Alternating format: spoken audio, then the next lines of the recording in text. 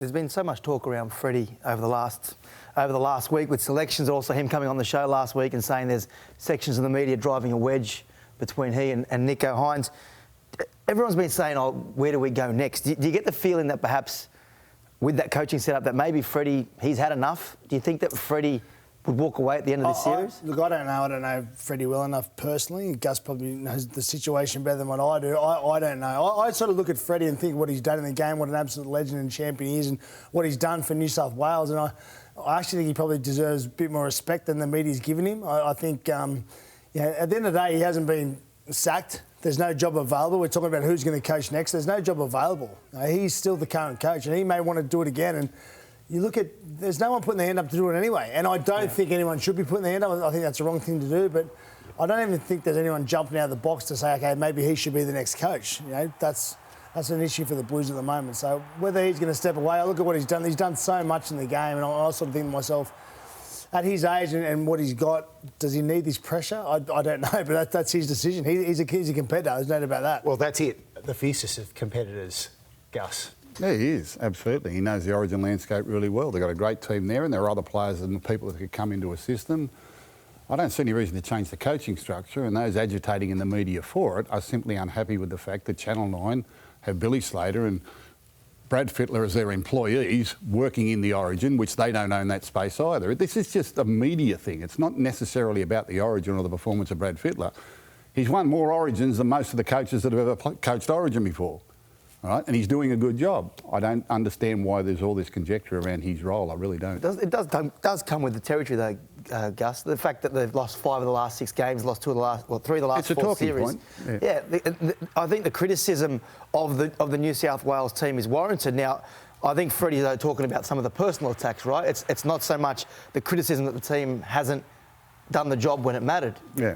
Is there a difference between the two? I don't think they've had much luck this series. I really don't. I think the thunderbolt of what happened to Drabojevic in Game 2 really threw them right off their kilter, and it was a game that they wanted to win but just couldn't do it.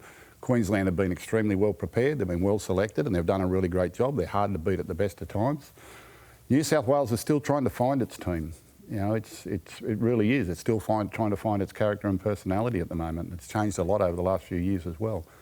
You know, I think they could tweak around it and probably get some people in there that could help, and probably some more regular coaches that are coaching regularly in the NRL to be assistants that can handle the X's and O's and all that sort of thing. It's not easy for these people that are not coaching at club level to suddenly have 3 grand finals of this magnitude thrown at you in the middle of the season. You've got to be into your stride, you've got to understand refereeing, you've got to understand the nuances of defence and attack that are coming into the game and how they research these players. These are all very capable and knowledgeable rugby league people, but they don't necessarily coach day to day. You know, I coached Origin in 2 stints, one as a club coach and one as a non-club coach, although I was the coaching director at the Roosters at the time. But I found it much easier as a club coach to coach Origin than I found it not being a club coach to coach Origin. I was lucky that I had my hand in at the Roosters as the coaching director, but I feel when you're coaching regularly, you're in your stride, you know the language, you know what the players are doing, you know what they're doing on a weekly basis, you know them all intimately and their football that they play and how these combinations can go, and you know the strategy you're going to need perhaps to test Queensland. And they're things that I think the New South Wales coaching could use. I think they could use probably some genuine regular coaches just in and around their knowledge of Origin and helping with that. You made an interesting point earlier. When you coached, Gus, was it as ruthless as it is now off the field? Like you were someone who worked at Nine at the time and had a relationship with Fairfax. Was it like that for you as it is for Freddie? My first stint I wasn't working with Channel 9, I was coaching Penrith and then the Roosters. My second stint I was working with Nine and I was the coaching director at the Roosters, and certain sections of the media did all they could to bring us undone. No risk in the world. It was there to destabilise us and get us beat, simply because it was me coaching the side. And I've had a history of that with the media and pet sections of the media, and they're trying to do it now with the Bulldogs. They tried to do it at the Panthers. So how do you handle it? What's your advice? Well, I can handle it. I feel sorry for the other people that get involved with it. But, you know, that comes with the territory. That comes with the media wars in rugby league, which are more intense than the football battles.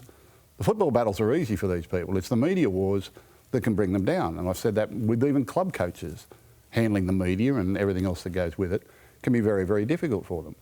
It's just something you become battle-hardened with and get on with it. It's never defeated me personally, but I can see where it can put pressure on a lot of other people. Does it happen north of the border, Gus? No, everything is totally supportive of the Queensland effort. That's why I say Queensland do Origin better than New South Wales do.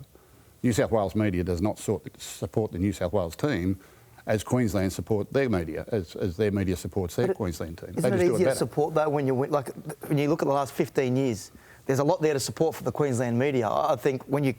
This thing's been going for 40 years, mate. Yeah, I know. It's not just the last 15 years. But isn't it getting years. worse? Well, you're younger in that. You're younger. Yeah. This has been going for 40 years. Yeah. All right? But it's not getting worse, do you think? For 40 years, the Queensland media has supported Queensland better than the New South Wales media supports New South Wales. Simple as that. That's a fact.